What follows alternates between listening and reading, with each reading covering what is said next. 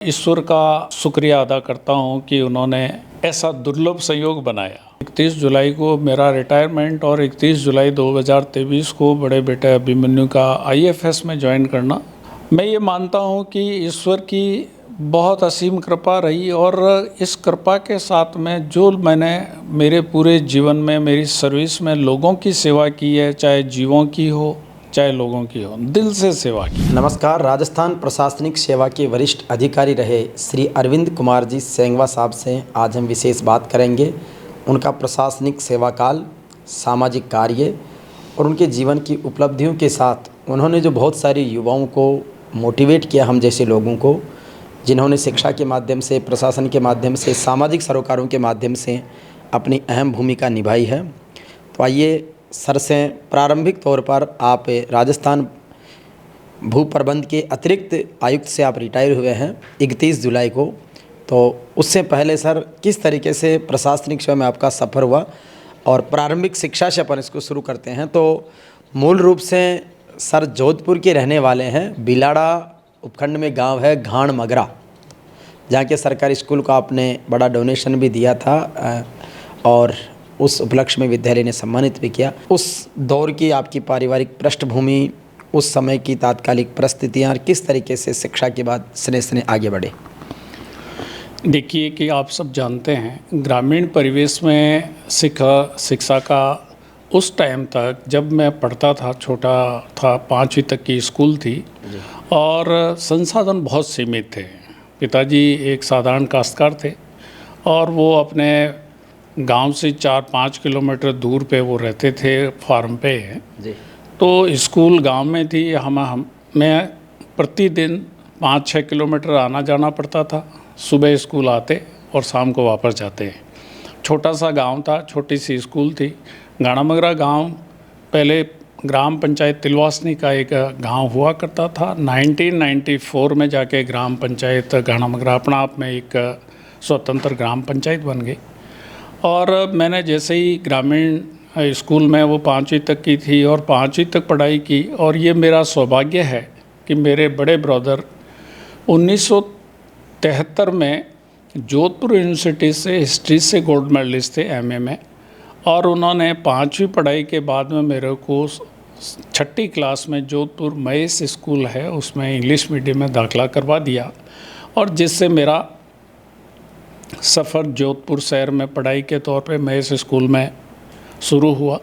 और सर, जब आप गांव से 5वीं के बाद ही जोधपुर आ गए, तो उसके बाद में कॉलेज या उच्च शिक्षा ज़्यादातर जोधपुर में कब तक एजुकेशन, या वहीं से राजकीय सेवा से शुरू हुई? देखिए कि जैसा अपन बात कर रहे थे, 5वीं पास करने के बाद में मैं महेश स्कूल में बड़े भाई साहब ने दाखिला करवा दिया जी। और वो दाखिला बड़ा ऐसा था कि मैं ग्रामीण परिवेश का हिंदी मीडियम का छात्र था और मुझे इंग्लिश मीडियम में 6th में एडमिशन दिला दिया बड़े भाई साहब ने। और मेरी जो प्रिंसिपल थी कांति कक्कड़ मैम, वो बड़ा ध्यान रखती थी, पढ़ाने के लिए प्रति बड़ा प्रेरित करती थी। और बड़े एक रोचक किस्सा है कि मैं जब पढ़ रहा था तो क्लास में कोई टीचर नहीं था, तो टीचर नहीं होने के साथ में मैंने देखा पानी पी के आ जाऊं। अब वो हमारे सन्नू में सोशल स्टडी की थी। उन्होंने पूछा कि mister Sengwa where were you. तो मुझे ये भी पता नहीं चल रहा कि वो क्या पूछना चाह रही है और क्या कहना चाह रही है। मेरे साथ में एक मेरा क्लासमेट था, उसने कहा कि भाई ये मैडम पूछ रही है, तो मेरे को पता नहीं चल रहा था। जब उन्होंने कहा कि मिस्टर सेंगवा होम डिड यू आस्क, तब भी मेरे को पता नहीं चला। फिर उन्होंने कहा कि मिस्टर सेंगवा यू से सॉरी, तब भी पता नहीं चल रहा था इस बात का कि क्या कहना है। साथ ही बैठे बैठे मेरे एक फ्रेंड था, उसने कहा कि मिस्टर सेंगवा यार सॉरी कह दें। तो अब मुझे ज़्यादा तो ध्यान रहा नहीं, मैंने उस सन्नू मिस को ही कहा से सॉरी। वो मेरे से सॉरी कह रही थी, मैंने उनको कहा से सॉरी। और वो प्रिंसिपल के रूम में सन्नू मिस गई कि सेंगवा ये क्या बात कर रहा है, ये कह रहा है। वो सब जाके बड़े हतप्रभ रह गए। फिर हमारी प्रिंसिपल मैडम स्कूल में आई और मुझे थोड़ा विश्वास में रखते हुए कहा कि ये अच्छा करेगा, और अनजाने में कहा इनका कोई इंटेंशन नहीं था मैडम, और ये ग्रामीण परिवेश का बच्चा है और ये अच्छा करेगा। शाम को जब घर गए तो भाई साहब को बताया, मैंने कहा बहुत आज तो बड़ा ऐसा वाक़या हुआ जिसमें मेरे को बड़ा बुरा लगा। फिर भी भाई साहब ने कहा कोई बात नहीं, ये होता रहता। उन्होंने इंग्लिश की तैयारी करवाई और प्रिंसिपल मैडम ने मुझे बड़ा सपोर्ट किया। और जब रिज़ल्ट आया 6th में तो उस टाइम मैंने स्कूल टॉप किया था, क्लास ही नहीं स्कूल टॉप किया था। तब हमारी कांति मिस जो प्रिंसिपल मैम थी, उन्होंने कहा कि सेंगवा ने तो अनजाने में कहा यू से सॉरी। मैं अब सच्ची मुच्ची में कह रही हूँ कि यू ऑल से सॉरी। तुम क्या कर रहे थे, शहरी थे, सारी बातें थी। और ये ग्रामीण परिवेश का बच्चा वहाँ से ABCD 6th में सीखा है और स्कूल टॉप कर रहा है, तो तुम्हें सबको सॉरी कहना चाहिए। वो स्टेज पे कहा, तब मेरे को बड़ा अच्छा लगा कि भाई वास्तव में जो अपनी लगन थी और उनका प्रेरणा थी भाई साहब की, कांति मिस की, वो चरितार्थ हुई। और मैं पढ़ते पढ़ते 8th तक इंग्लिश मीडियम में पढ़ा। और उसके बाद में मेरा शुरू से विचार था पुलिस और प्रशासन में जाने का। भाई साहब ने मेरे को 9th में मैथ्स में एडमिशन भी करवा दिया, पर मेरी उस तरफ इंजीनियरिंग साइड में जाने की रुचि नहीं थी। तो मैंने 9th में पढ़ते हुए भी 9th को छोड़ दिया और 10th का प्राइवेट फॉर्म भर दिया जय हिंद कॉलेज से जी। और मेरे साथी तो 9th पढ़ रहे थे, मैंने 10th पास कर लिया। फिर वापस उसी स्कूल में मैंने 11th में एडमिशन ले लिया और उन जो मेरे साथी थे उनसे 1 क्लास सीनियर हो गया। 12th वहाँ से करने के बाद में फिर मैंने वहाँ की तात्कालिक टाइम में 78 में परिस्थितियाँ थोड़ी पढ़ाई की कॉलेज की ठीक नहीं थी, इसलिए भाई साहब का मानस ये था कि भाई जोधपुर में नहीं रहे, आपसी झगड़े होते हैं यूनिवर्सिटीज़ में कॉलेज में, ताकि इसका कैरियर ख़राब नहीं हो। हमारे प्रिंसिपल ने भी, वो बाद में थे प्रिंसिपल मोहनलाल जी व्यास, उन्होंने भी कहा कि नहीं आप दूसरी जगह शिफ्ट हो जाओ। और वहाँ से मैंने शिफ्ट होकर अजमेर में DAV कॉलेज में एडमिशन ले लिया। आपने कॉलेज एजुकेशन अजमेर से ली? हाँ, कॉलेज की शुरुआत मैंने DAV कॉलेज में फर्स्ट ईयर में BCom फर्स्ट ईयर में एडमिशन लिया। स्कूल तो वहाँ से जोधपुर से कंप्लीट हो गया था। वहाँ देखा तो वहाँ पे भी यही आपस में छोरों के बीच में झगड़े, यूनिवर्सिटी कॉलेज का माहौल ख़राब होना। आपने देखा कि जोधपुर शहर, यहाँ तो आकाश से टपकेर खजूर पैट के यहाँ ही पोजीशन है जी। फिर बाद में मैंने वहाँ से शिफ्ट कर लिया और जयपुर आ गया सेकेंड ईयर में ही। सेकेंड ईयर में राजस्थान कॉलेज में और यहाँ राजस्थान यूनिवर्सिटी एडमिशन ले लिया। ग्रेजुएशन यहाँ से किया। ग्रेजुएशन करते ही साथ साथ में अपनी तैयारी शुरू कर दी थी कि जैसा मेरे को कंपटीशन के माध्यम से पुलिस और प्रशासन में जाना था। और फिर LLB में एडमिशन ले लिया राजस्थान यूनिवर्सिटी में। मैंने LLB करते हुए एग्ज़ाम दिया राजस्थान पुलिस का। राजस्थान पुलिस में मेरा सिलेक्शन हो गया एज ए सब इंस्पेक्टर। और सब इंस्पेक्टर के ट्रेनिंग के दौरान ही मैं RS की एग्ज़ाम की तैयारी कर रहा था और एग्ज़ाम दे दिया। और एग्ज़ाम देने के साथ में जब रिज़ल्ट आया तो मेरा उसमें RTS में सिलेक्शन हुआ 1988 में। तो 1988 में सर राज्य प्रशासनिक सेवा में आगे एज ए तहसीलदार के रूप में। सर राज्य की सेवा के बाद स्टेट सर्विस में आप आ गए, तो उसके बाद तो सफ़र राजस्थान की लगभग बहुत सारे ज़िले कर्मभूमि बन गए आपकी। डेफिनेटली मेरा जब सबसे पहले RTS का ट्रेनिंग तो हुआ था टोंक में मार्च 90 में मैंने ज्वाइन किया था RTS के तौर पे। और ट्रेनिंग के बाद में हमारा सबसे पहला पोस्टिंग हुआ जालोर ज़िले में नायब तहसीलदार के तौर पर। और वहीं से रानीवाड़ा में 3 साल नायब तहसीलदार रहा और नायब तहसीलदार से मैं वहीं प्रमोट होके तहसीलदार बन गया और वहाँ से सांचौर मेरी पोस्टिंग रह गई। और जालोर ज़िले की बात करता हूँ तो मैं जालोर ज़िले में 7 तहसीलें हुआ करती थी, उसमें 6 में मैं तहसीलदार रह गया था। लगभग पूरा जिला का रानीवाड़ा, सांचौर, बीनमाल, जालोर, सायला सब जगह मैं सर्विस कर चुका हूँ और लंबी सर्विस रही थी। जालोर ज़िले में मेरी 15-16 साल की सर्विस है जी। और ये एक संयोग है कि बड़े भाई साहब भी रोडवेज में डिपो मैनेजर और रीजनल मैनेजर जालोर में रहे लंबे टाइम तक। पेरेंट्स भी साथ रहते थे, तो इत्तेफाक से हम दोनों ब्रदर्स ने जालोर ज़िले में 15-16 साल सर्विस की। और सर्विस के पड़ाव के साथ साथ में जब हमारा इलेक्शन कमीशन का वो 3 साल का रहता है, तो कभी पोस्टिंग बाड़मेर ज़िले में होगी, कभी सिरोही में होगी, कभी पालौर, मतलब कुल मिला के मेरी ज़्यादातर पोस्टिंग तहसीलदार सर्विस में जोधपुर डिवीज़न में ही रही। और जब मैं सिरोही सब रजिस्ट्रार था तब मेरा प्रमोशन हो गया था आरएस में 2008 में। 1988 से 2008 यानी 20 साल बाद। 20 साल बाद में प्रमोशन हुआ आरएस में। और सबसे पहले जयपुर ज़िले में मैं एसीएम फागी के पद पर ज्वाइन किया था जून 2008 में जी। और 6 महीने एसीएम रहा। फिर बाद में मेरे को एसडीओ लगा दिया था बाड़ी जिला धौलपुर में जी। वहाँ कुछ टाइम रहा। फिर वापस ट्रांसफ़र हुई तो सांबर एसडीएम लग गया था। मैं 2009 में ज्वाइन कर लिया था सांबर एसडीओ। और सांबर एसडीओ में लंबे टाइम तक रहा था, करीब 3.25 साल सांबर एसडीओ रहा था जी। और सांबर एसडीओ के दौरान जब इलेक्शन कमीशन का तो वही 3 साल वाला फिर बात आती है, तो फिर ट्रांसफ़र हुआ तो भोपालगढ़ एसडीओ रहा जी। इलेक्शन हो गए भोपालगढ़ एसडीओ के बाद में मेरी वापस ट्रांसफ़र शाहपुरा एसडीओ जयपुर ज़िले में हो गई। और जयपुर शाहपुरा एसडीओ के बाद में मेरा ट्रांसफ़र है जो एसडीओ कुंभलगढ़ राजसमंद डिस्ट्रिक्ट में हो गया, वहाँ ज्वाइन किया जी। वहाँ रहते रहते फिर मेरा आरएस में सीनियर स्केल में हो गया, एडीएम हो गए, फिर आप एडीएम हो गया, सीनियर स्केल में आ गए। एडीएम कब हुए सर आप?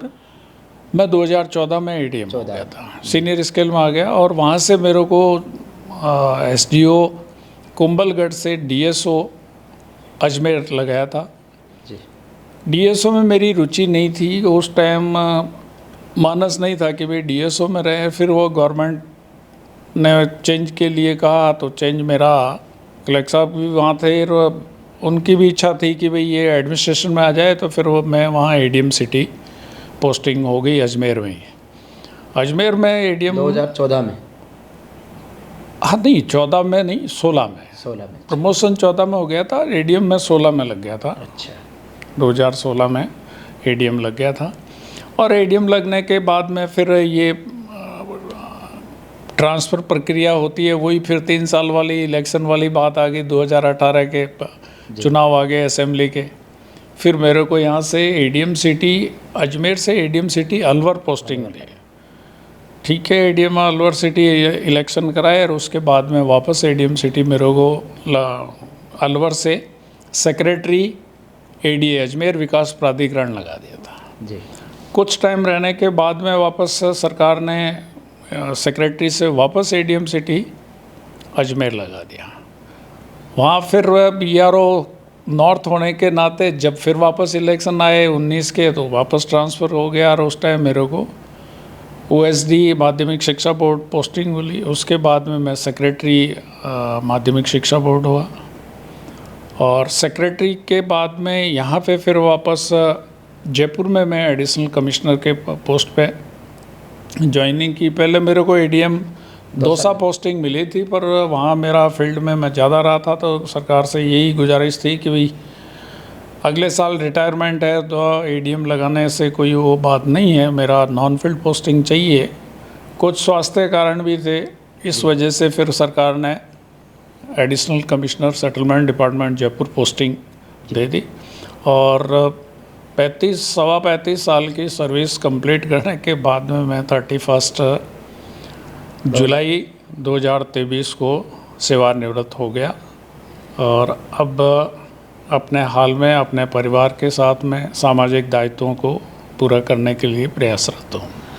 सर 35 साल की सर्विस में बहुत सारी चुनौतियां भी कई जगह, जैसा आपने बताया कि टोंक से जो सफ़र शुरू हुआ उससे लेके जालोर, पाली, सिरोही, जोधपुर, अजमेर, जयपुर, दौसा, अलवर और वापस जयपुर। तो इस दौर में किसी ऐसे मोमेंट को याद करना चाहेंगे कि जब कहा कि राज की नौकरी में, तो इस कलम से ऐसे बहुत से फैसले आपने लिखे होंगे एज ए एसडीओ भी, एज ए एडीएम भी, तो ऐसा कोई महत्वपूर्ण पल याद करना चाहेंगा कि उसमें सरकार ने उस बात के लिए चाहे सीएम लेवल पे या गवर्नर लेवल पे ऐसा आपको फ़ख्र महसूस हुआ जिसको आप हमेशा याद करेंगे? देखिए कि ये बहुत लंबा सफ़र था, 35 साल की प्रशासनिक सेवाएं, और पुलिस और प्रशासनिक सेवाओं में ट्रांसफ़र्स बड़े फ्रिक्वेंट होते हैं जी। और पब्लिक डीलिंग सर्विसेज होती है जी। पर फिर भी यदि कोई भी अधिकारी पब्लिक डीलिंग के साथ में पब्लिक को सामने रख के काम करे तो कोई दिक्कत नहीं आती जी।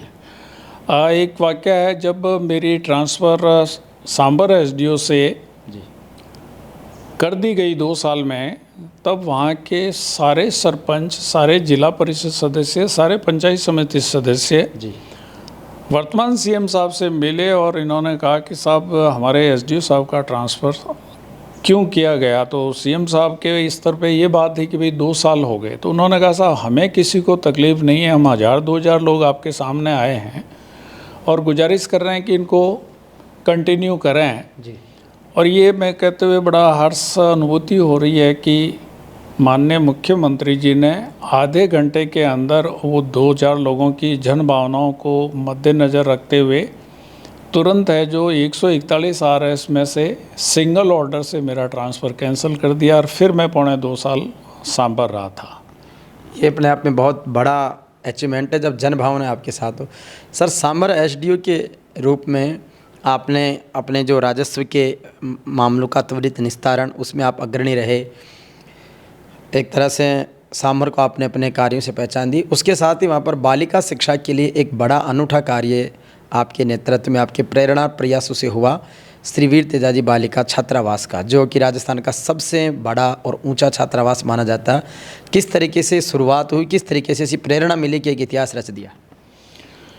देखिए कि जब मैं सर्विस में आया था तो हमारे पिताजी किसान थे और वो हमेशा ज्वाइन किया तब ये कहा कि भाई ऐसा है कि हो सके तो भला करना, अपनी कलम से किसी का बुरा मत करना और नर को नारायण मान के सेवा करना। वो ये हमेशा कहते थे कि आशा करी और ईर भूख आई जोर रही, मतलब आप दूसरों से कोई उम्मीद मत रखो, आप उम्मीद अपने आप से रखो। और यही मोटो लेके चाहे राजस्व अभियान रहे हो, चाहे कोई भी काम रहे हो, आप पब्लिक से जुड़े हुए हैं और पब्लिक का वाजिब काम तुरंत हो जाता है तो लोगों में बड़ा विश्वास पनपता है जी। और लोग आपको दिल से चाहते हैं। सरकारी प्रक्रिया में ट्रांसफ़र पोस्टिंग होती रहती है जी।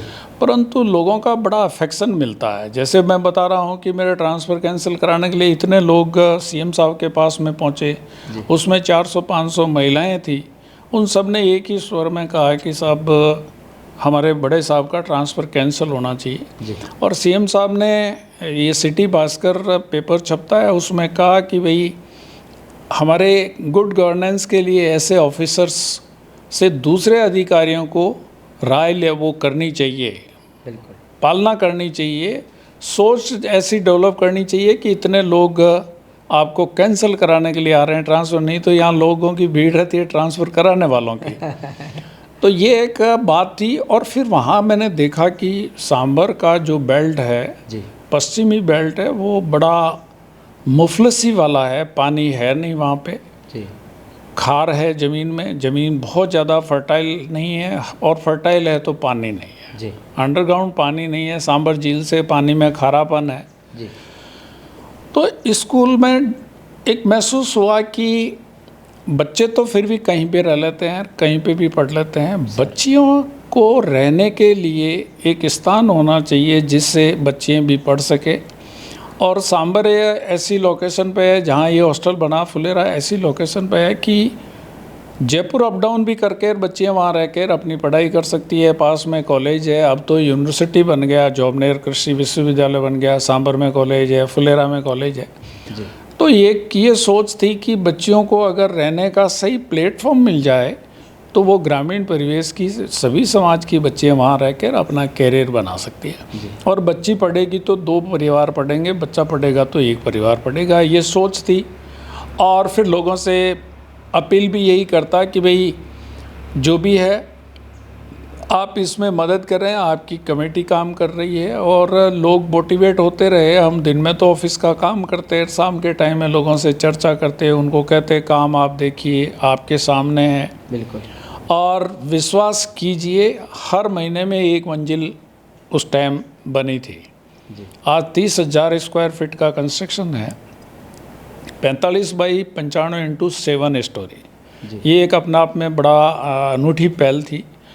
और लैंड देने वाला भी भामाशाह ऐसे निकले जो उन्होंने अपनी खुद की ज़मीन दे दी। आज 2-3 करोड़ रुपए का जो कंस्ट्रक्शन हुआ और उसमें सरकार का 3 नए पैसे का भी सहयोग नहीं रहा है, योगदान नहीं लिया, केवल भामाशाहों ने और समाज के लोगों ने आगे बढ़ चढ़कर काम में भागीदारी की और उन्होंने मुझ पे विश्वास जताया कि भाई ये जो कर रहे हैं, ये जोधपुर के रहने वाले हैं, हमारे बच्चों के लिए कर रहे हैं, हमारे लिए यहाँ कर रहे हैं, तो ये एक बहुत बड़ी मेरे लिए सुखद अनुभूति है। क्योंकि जब हम जोधपुर गए थे तो हम भी किसान बोर्डिंग में रहते थे जी। आज की परिस्थितियों में और उन परिस्थितियों में बहुत फ़र्क है। आज तो हर ग्रामीण परिवेश से कोई न कोई शहर में मिल जाता है, बाकी 70s में ग्रामीण परिवेश के लिए रहने के लिए हॉस्टल्स के अलावा कोई जगह नहीं थी। तो हम भी किसान बोर्डिंग जोधपुर में रहे थे, वो प्रेरणा थी। फिर बाद में एक सोच डेवलप हो गई कि चाहे बालोतरा हो, चाहे सांभर हो, चाहे सांचौर हो, चाहे जालोर हो, बाड़मेर हो, हर जगह जहाँ पे भी समाज के हॉस्टल बनते उसमें मेरे से जो बनता मैं योगदान करता। और वो प्रेरणा हमें शुरू से उस हॉस्टल में एक मास्टर ताराचंद जी थे जो हॉस्टल को चलाते थे, माट साहब ताराचंद जी, उनके नाम से एक हॉस्टल भी बना हुआ है जी। और वो बहुत ही डेडिकेटेड थे। और उस किसान बोर्डिंग में तो परशुराम जी मदेरना साहब और नाथुराम जी मिर्दा साहब भी रहे थे और शिक्षा ग्रहण की थी। तो एक सोच डेवलप हो गई, इसी सोच के माध्यम से लोगों का बड़ा स्नेह और प्यार मिला और ये बिल्डिंग बन गई, ये आगे बच्चियों के लिए काम आने गई। तो जब अजमेर माध्यमिक शिक्षा बोर्ड के सेक्रेटरी थे, पूरा राजस्थान की शिक्षण संस्थाएं आपके अधीन आती है, आपने अपने गांव के सरकारी स्कूल में एक प्रेरणा स्वरूप बड़ा सहयोग दिया, विद्यालय ने आपको मान सम्मान दिया और माध्यमिक शिक्षा बोर्ड के अध्यक्ष BL चौधरी की पहल पर ही एक एलुमनी मीट का कॉन्सेप्ट चला था जिसको नाम दिया गया था सखा संगम। तो उसमें एलुमनाइज को बुलाते थे। तो आपने अपनी मिट्टी के प्रति जो लगाव या जिस 5वीं कक्षा तक जो प्राथमिक शिक्षा आपने जहाँ से ग्रहण की घाण मगरा के स्कूल से, उसके लिए जो आपने डोनेट किया उसके बारे में। जिस स्कूल में हम पढ़े हैं, जिसकी बदौलत आज यहाँ पहुँचे हैं, तो एक अपना फ़र्ज बनता है और मेरी इच्छा भी ये थी कि भाई मैं मेरे विद्यालय के लिए कुछ ना कुछ करूं। और जब ये बात आई, एलुमनाई मीट हुई, तो मैं स्कूल में गया था और उसके बाद में ये कोविड 2 साल 20 में और 21 में कोविड की परिस्थितियां बन गई और मैं वहाँ मेरी तरफ से यही कहा कि मेरे माता पिता की स्मृति में मैं एक रूम बनवाऊँगा वहाँ पे, परंतु कोविड की वजह से डिले होता गया और वो बात प्रिंसिपल मैडम जो कंचन चारण करके है हमारे गानामगरा स्कूल की, सीनियर सेकेंडरी स्कूल की, उनका सुझाव ये था कि सर कमरे तो हमारे पर्याप्त है और हमारे सबसे बड़ी दिक्कत आती है बच्चों के बैठने के लिए, 15 अगस्त को फंक्शन करने के लिए और 26 जनवरी को फंक्शन करने के लिए, मिड डे मील में खाना करने के लिए या कोई भी एक्टिविटी होती है तो हमें बड़ी दिक्कत होती है। टेंट गांव में मिलता नहीं, बच्चे परेशान होते हैं, छाया नहीं। तो सर सुझाव हमारा तरफ से ये है कि ऐसा एक सेट बन जाए जिसमें हमारा 15 अगस्त का कार्यक्रम हो सकता है, हमारा 26 जनवरी का फंक्शन हो सकता है, बच्चे मिड डे मील में बैठ सकते हैं, हमारी प्रार्थना हो सकती है बरसात के टाइम में, और ये हमारा सुझाव है। तो कमरा बनने में तो 2,51,000 रुपये का बताया था 2 साल, फिर बाद में जब ये डिले हो गया और उनका सुझाव आ गया और सुझाव भी अच्छा लगा, मेरे बड़े भाई साहब ने भी कहा कि भाई अच्छा सुझाव है, तो उसकी कॉस्टिंग बढ़ के 5 लाख 10 लाख हो गई। तो हमने उसको कहा कि ठीक है बना देंगे और वो फिर टीन सेट बन गया और उसमें वाकपीट प्रतियोगिता हुई थी सभी विद्यालयों की, तो सब लोगों ने बहुत सराहा और कई लोग फ़ोटोग्राफ्स लेके गए और कहा कि हम भी हमारे भामाशाहों से बात करेंगे और ऐसा एक प्लेटफॉर्म बनाएंगे जो स्कूल के लिए, और कभी कोई सामाजिक एक्टिविटी जो गांव में कोई ऐसा फंक्शन भी हो, मीटिंग भी हो, तब भी वो सार्वजनिक काम आ सकता है। ये एक स्कूल की मातृभूमि के प्रति मेरा प्यार था और प्रिंसिपल मैडम का ये प्रयास था कि साहब कमरा तो हमारे पर्याप्त है, ये बन जाए, तो उनकी इच्छा के हिसाब से वो बन गया, एक अच्छी एसेट हो गई विद्यालय के लिए। तो निश्चित रूप से एक बहुत अच्छा टीन शेड, और उसके बाद में सर कई सारे सरकारी स्कूलों में वहाँ के लोगों ने बनवाई, जिसमें हमारा सरकारी उच्च माध्यमिक विद्यालय बालिका जो भिलाई है वहाँ भी ऐसा ही टीन शेड तैयार हुआ है। सर अभी कहते हैं कि व्यक्ति के कर्मों की जो परछाई है वो संतान के संस्कारों और सफलता में दिखती है। 31 जुलाई 2023 को आपका सेवानिवृत्ति समय था और 31 जुलाई 2023 को आपके बड़े बेटे अभिमन्यु सिंह की as a IAFS officer joining थी। कितना बड़ा संयोग मानते हैं ईश्वर की कृपा मेहनत? देखिए कि जैसा आप बता रहे हैं 31 जुलाई को मेरा रिटायरमेंट और 31 जुलाई 2023 को बड़े बेटे अभिमन्यु का IAFS में ज्वाइन करना, मैं ये मानता हूँ कि ईश्वर की बहुत असीम कृपा रही। और इस कृपा के साथ में जो मैंने मेरे पूरे जीवन में मेरी सर्विस में लोगों की सेवा की है, चाहे जीवों की हो चाहे लोगों की हो, दिल से सेवा की। हमारे गांव में 2001 से गौशाला चल रही है और दूसरे गांव जहां बोयल में हमारा फार्म है वहां पे भी 5 से हमने शुरू कर दी है। लगातार हमारे पास में 200-250 बीघा ज़मीन है, वो सारा चारा हम उन गौशाला में डालते हैं। वजह ये थी कि 2001 से 4 में बहुत भयंकर अकाल पड़े थे जी। तो हम 3 भाई हैं, गायें वहाँ पे आकर बैठने लग गई फार्म पे, पानी खेड़ी भरते थे। मेरी पोस्टिंग रानीवाड़ा बालोतरा थी। बड़े भाई साहब वहाँ रहते थे, बीच वाले भाई साहब सर्विस में थे, मैं सर्विस में था। तो पहले 10 गायें आई, 20 आई, 30 आई, 50 आई और गायों की संख्या 100, 200, 300 तक पहुंच गई। अब उस दौरान कुछ गायों ने बछड़े दे दिए, तो भाई साहब ने कहा कि भाई ये तो गायों के बाहर बछड़े कुत्ते मार देंगे। तो जो बछड़े थे दूध वाले अंदर रखने शुरू किए।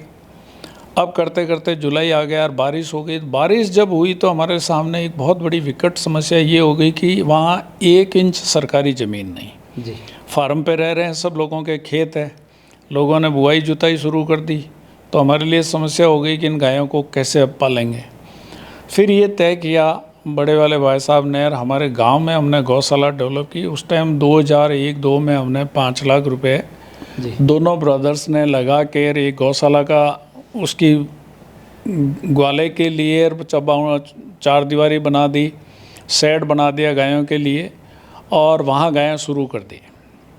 और लोगों को ये कह दिया कि भाई ये हमारा सिर्फ सेवा का मकसद है, हमें किसी तरह की यहाँ राजनीति नहीं है। राजनीति चाहे मैं हॉस्टल की बात करता हूँ, चाहे गौशाला की बात करता हूँ, राजनीति के उनके एजेंडा है।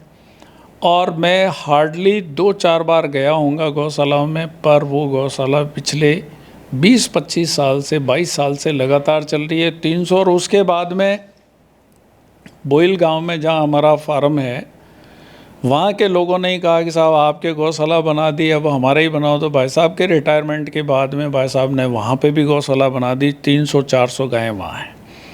हमने जो सेवा की है, चाहे गौशाला की हो, जन सेवा की हो, गायों की हो, उसका फल ईश्वर ने बहुत दे दिया। ऊपर आकाश है पर सरकार ने देने में कोई कमी नहीं रखी है। ये पुष्य नक्षत्र संयोग, दुर्लभ संयोग, ऐसा कोई संयोग नहीं बन सकता कि बेटा स्टेट सर्विस से, फादर स्टेट सर्विस से रिटायर हो रहे हैं और उसी दिन बेटा सेंट्रल में ऑल इंडिया सर्विस ज्वाइन करे। इससे बढ़कर तोहफा नहीं हो सकता, इससे बढ़कर संतुष्टि नहीं हो सकती एक पेरेंट्स के लिए। हालांकि नो डाउट बच्चे ने बहुत मेहनत की, लगातार मेहनत करता रहा, उसने IIT की, तब पढ़ाई की, उसके तैयारी में तैयार की, परंतु कुल मिला के बच्चे की मेहनत, लोगों की दुआ और ईश्वर की कृपा और हम लोगों ने जो जैसी भी सेवा की है उसका मिला जुला परिणाम ये रहा कि आज मैं बड़े कंफर्ट जोन में बैठ कर आप लोगों से चर्चा कर रहा हूँ, बात कर रहा हूँ। दिमाग में किसी तरह का प्रेशर नहीं है, किसी तरह का टेंशन नहीं है और ईश्वर का शुक्रिया अदा करता हूँ कि उन्होंने ये ऐसा दुर्लभ संयोग बनाया। सर, इसके साथ ही परिवार के बारे में जानना चाहूँगा, मदर फादर से लेकर अब तक की जो फैमिली है आपकी, उसके बारे में। देखिए कि हम वैसे 2 बहनें हैं हमारे और 3 भाई हैं। मैं सबसे छोटा, भाइयों में सबसे छोटा हूँ। एक बहन मेरे से छोटी है और एक मेरे से बड़ी है। सबकी शादियाँ हो चुकी है। पेरेंट्स की आप जब बात करेंगे तो मेरे पेरेंट्स की 98 ईयर्स में तो फादर को 100 बरस पहुँचे थे और मेरी मदर की उम्र 101 साल हो के वो 100 बरस पहुँचे थे। बहुत लंबी उनकी उम्र थी और दोनों ही बात करते करते गए थे। चाय पी के सुबह के टाइम में 5 बजे, इससे बड़ा संयोग और नहीं हो सकता। और उन्होंने कड़ी मेहनत और ईमानदारी से मेहनत की, और हमें सीख यही दी कि भैया ईमानदारी से काम करना, भगवान सब भला करेगा। और ये आज सामने उनकी सीख काम आ रही है। मेरे दोनों ब्रदर्स और दोनों सिस्टर्स के सभी बच्चों की शादियां हो चुकी है और सब अपने परिवार में व्यस्त है, प्रसन्न है, मस्त है। राज की सेवा में जैसे आपके अलावा भाई साहब और भी दोनों ही हैं? हाँ, भाई साहब 2008 में रोडवेज के चीफ मैनेजर के पद से रिटायर हो गए जी। और मेरा रिटायरमेंट अभी 31 को ही हुआ है। और बाकी मेरे बड़े वाले भाई साहब के बच्चे हैं, वो जॉब में है, एक रोडवेज में है और एक वहाँ एजुकेशन में है जी। एक बड़े वाले भाई साहब का बेटा है, वो व्यापार करता है, उसमें इंडस्ट्रीज़ में है जी। और एक बेटा है भाई साहब का एडवोकेट है। और इन सब में जो महत्वपूर्ण भूमिका होती है, वो कहते हैं ना कि behind every successful man there is a woman जी। मैं ये जो बच्चों की शिक्षा और परवरिश है, उसमें सबसे ज़्यादा श्रेय मेरे वाइफ को दूंगा। वो MA B.Ed PhD है और उन्होंने ही बच्चों को संभाला है। जयपुर जैसे शहर में अकेले रह के मेरी पोस्टिंग सांबर, फागी, शाहपुरा, विराटनगर, जम्वा रामगढ़, जयपुर के चारों तरफ रही। और वो अकेले यहाँ रहते थे। उनकी कोचिंग से लेके उनकी पढ़ाई लिखाई, फॉर्म भरना, वो करना सब, और आखिर तक वो अकेले उन्होंने संभाला। और ये बात जाती है शिक्षा को। अगर वो शिक्षित नहीं होते तो वो अपना गाड़ी ड्राइव से करने से लेके, टीचर से बात करने से लेके, बुक्स को मैनेज करना, ये संभव नहीं होता।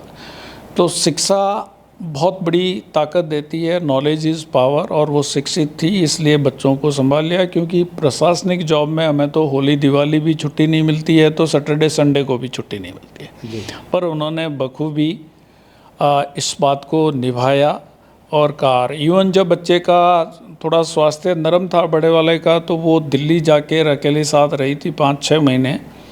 और उसका परिणाम ये रहा है कि उसके पढ़ाई में, सफलता में उनका बहुत बड़ा योगदान है, ताकि उसको असुविधा नहीं हो, खाने पीने की, कपड़े लत्ते की कोई दिक्कत नहीं हो, कंपनी कोई दिक्कत नहीं हो। वो दोनों माँ बेटे वहाँ रहते, छोटा वाला बेटा हम यहाँ रहते और वो वहाँ रहते। एक सर आखिरी मैसेज युवाओं के लिए, समाज के लिए और सामान्य जन के लिए, क्या अपने लाइफ के अनुभव के आधार पर एक मैसेज कॉमन मैन के लिए? देखिए कि हर आदमी दूसरों से अपेक्षा करता है कि वो सुधर जाए और खुद नहीं सुधरता है। Charity begins at home. अपने आप से शुरुआत करे और पहले अपने आप को देखे कि भाई मैं क्या कर रहा हूँ, मेरी क्या कमियाँ हैं और दूसरे क्या कर रहे हैं, दूसरों की क्या कमियाँ, तो पहले अपने आप में सुधार लाए। और ये तभी संभव हो सकता है जब आप अच्छे दोस्तों के साथ में रहते हैं, अच्छी कंपनी के साथ में रहते हैं। आज के टाइम में खान पान और नशा बहुत बड़ा समाज के लिए नुकसानदायक साबित हो रहा है। बच्चियाँ डाइवर्ट हो रहे हैं नशे के चक्कर में और खान पान में। स्वास्थ्य एक बहुत बड़ा, एक सर्वे में ये बताया कि हिंदुस्तान में मोटापा बहुत बढ़ता जा रहा है। उसका कारण है जीवन शैली और खान पान। घर का खाना खाएं, शुद्ध विचार रखें और नॉलेज इज़ पावर। अच्छे दोस्तों के साथ में रहेंगे, अच्छी कंपनी के साथ में रहेंगे तो डेफिनेटली आपको अच्छी ही सीख मिलेगी। And man is known by the company he keeps. जैसे उसके दोस्त हैं उसी से वो जाना जाएगा। आप कितने बहुत भले आदमी हैं, आप कभी ड्रिंक नहीं करते हैं, परंतु यदि आप शराब की दुकान पर खड़े हैं तो 99% यही सोचेंगे कि आप उसी काम से गए हो। सही।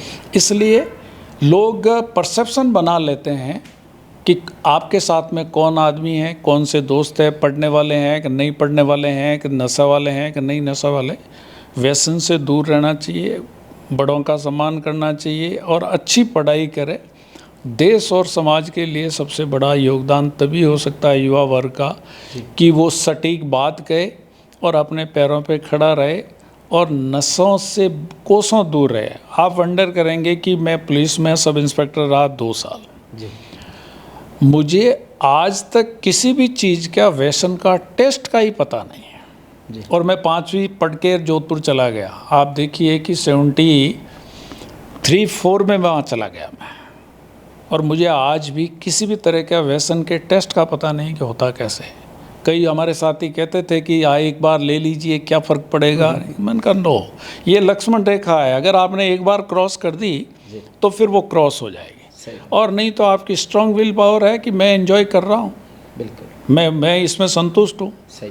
खाने के लिए बहुत सारी चीज़ें अच्छी भी बनी हैं, ड्राई फ्रूट्स बने हैं, दूध दही पड़े हैं। बिल्कुल। आपको बाहर जाके खाना खाने से बचना चाहिए और आपके स्वास्थ्य को ठीक रखना चाहिए। अच्छा स्वास्थ्य होगा, अच्छा मन होगा, अच्छी कंपनी होगी, तब आपका अच्छा विचार होगा। और अब मेरे दोस्त अधिकतर जो रहे हैं इत्तेफाक से जैन लोग रहे हैं। मैं उनके साथ में रहता था। मैं जन्म से तो जाट हूँ पर प्रवृत्ति से बनिया हूँ। तो ये बात सही है कि आप अच्छे दोस्तों के साथ में रहेंगे तो कुछ न कुछ सीखने को मिलेगा। तो निश्चित रूप से कहते हैं कि सत्संगत में बैठना यही सुख का मूल, बेटा कभी न जाओ ना कुसंगत में भूल। तो ये सत्संग का मतलब है कि अच्छे लोगों की संगति हो, अच्छी कंपनी हो, और जहाँ जिस लेवल पर आप बैठे उसी से आपकी वैल्यू भी यहाँ की जाती है। सर बहुत सारी बातें हुई, और भी अगर कोई ऐसी जिज्ञासा भरी आपकी बात हो तो आप हमें कमेंट बॉक्स में बता सकते हैं। सर से मिलकर हमें भी बहुत बड़ी ऊर्जा और प्रेरणा मिली। बहुत बहुत धन्यवाद सर। थैंक यू, बहुत बहुत धन्यवाद। बातें लंबी सर्विस में बहुत सारी होती है। जी सर। आप देखिए कि 1998 में जब बहुत बड़ा तूफान आया था, जब मैं सांचौर तहसीलदार था, उस टाइम 35-40 हज़ार घर बह गए थे। पशु और पक्षी बहुत परेशानी में आ गए थे, लाइटें सब टूट गई थी, पानी, संचार व्यवस्था सब कुछ तहस नहस हो गया। तब भी हमने जीवों की, लोगों की सेवा की, उसका कोई मुकाबला नहीं है रेस्टोरेशन में। और उसके बाद में इत्तेफाक से उस टाइम मैं सांचौर था, तब भी वो तूफ़ान गुजरात की तरफ से आया था। फिर 2001 में जो वो भूकंप आया था, उस टाइम मैं रानीवाड़ा तहसीलदार था 26 जनवरी को। तब भी सबसे पहले पहुंचने वाले हम लोग थे। वहाँ से टीम वॉलंटियर्स और लोगों से कलेक्शन करके 2 ट्रक हमने कपड़े और खाद्य सामग्री इमीडिएटली, ये जो नुक्ती होती है, बजिए होते हैं, ये सारी बनू के सबसे पहले हम लोगों ने भेजी थी। तो सेवा कहीं पे ही करो, किसी भी तरीके से करो, सेवा का कोई तोड़ नहीं है। और जहाँ तक मैं बात करता हूँ माध्यमिक शिक्षा बोर्ड में, जब मैं सेक्रेटरी था, कोविड काल था जी। आप देखिए कि हमने सारी व्यवस्थाओं को ऑनलाइन कर दिया जी। आपको मार्कशीट चाहिए, ऑनलाइन भेज देते हैं। उसका जिस तरह से पोस्ट ऑफिस में चिट्ठी जाती है, इस तरह से ट्रैक होती है, वैसे हमने व्यवस्था कर दी थी जी। इंग्लैंड बैठा हुआ भी आदमी अपनी मार्कशीट ले सकता है। कोटा में बहुत सारे बच्चे आते हैं ऑल इंडिया के पढ़ाई के लिए तैयारी में, तो वो बच्चे ऑनलाइन मार्कशीट मंगा लेते थे, ऑनलाइन अपना सर्टिफिकेट मंगा लेते, वेरिफिकेशन करवा देते। ये हमने व्यवस्था उस टाइम की थी। वरना कोविड के टाइम में स्पेशल तो गाड़ी लेके आते, फिर रुकने की दिक्कत है, 5 से 10 हज़ार रुपये का खर्चा आता जी। तो हमने बहुत बड़ा सिंप्लीफाई करके वो दिया था। एक कोपसे करके एक संस्था बनी हुई है, ऑल इंडिया संस्था ऐसी है जो हिंदुस्तान के सभी शिक्षा बोर्डों का एक यूनियन है। यूनियन है। उन्होंने मेरे जो काम किए थे उसके बेस पे मेरा लेख, उस सर्वोदय एक पत्रिका निकलती है, उसमें लेख छपा था सेक्रेटरी और मेरे नाम से, और उन्होंने केस अवार्ड के तौर पे 1500 रुपये का चेक भेजा था कि आपने इतने इनोवेटिव आइडिया, हमने ऑनलाइन पेमेंट्स ऑनलाइन कर दिया, बच्चों के सर्टिफिकेट्स और वेरिफिकेशन ऑनलाइन कर दिया, गाड़ी घोड़े टीचर्स मूल्यांकन सब ऑनलाइन, किसी को आने की ज़रूरत ही नहीं। तो प्रयास जहाँ पे भी रहे, कहते हैं कि अकेला चना भाड़ फोड़ नहीं सकता, परंतु यदि आदमी विल पावर अच्छी रखे तो अकेला आदमी भी कर सकता है। और घोड़ा वैसे ही चलेगा जैसा उसका सवार चलाएगा। घोड़ा 100 मोटो नहीं चलेगा, जैसा सवार चलाएगा, हेड ऑफ ऑफिस जैसा चलाएगा वैसे चलता है। तो ये बहुत बड़ी हमारे लिए एक अच्छी अनुभूति थी कि ऑल इंडिया लेवल की कोप से संस्था ने हमें बोर्ड में सेक्रेटरी के तौर पे रिकॉग्नाइज किया। हमारा लेख भी छपा इनोवेटिव वर्क्स के लिए और केस अवार्ड भी दिया। तो निश्चित रूप से बहुत सारी उपलब्धियां हैं, बहुत सारे सम्मान हैं। तो बहुत बहुत धन्यवाद सर, बहुत बहुत आभार।